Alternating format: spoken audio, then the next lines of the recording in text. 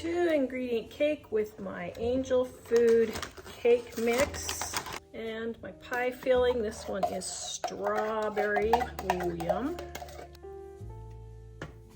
All right, spraying my cake pan.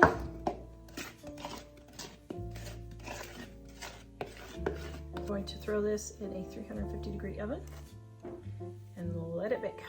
There is my strawberry all done. We're gonna let that cool and then we're gonna come back and cut it. 2 ingredients. I mean, seriously, you can't really get a whole lot easier than that, can you? Oh, yum. I'm gonna top this with some whipped cream if you want. It is optional. Oh, that looks delicious. Strawberry 2-ingredient cake. Ooh, it is. I guessed it right. How would I ever have known? I don't know. Oh my. 2-ingredient cake, huh? Whipped cream is melting in the lights. Mmm.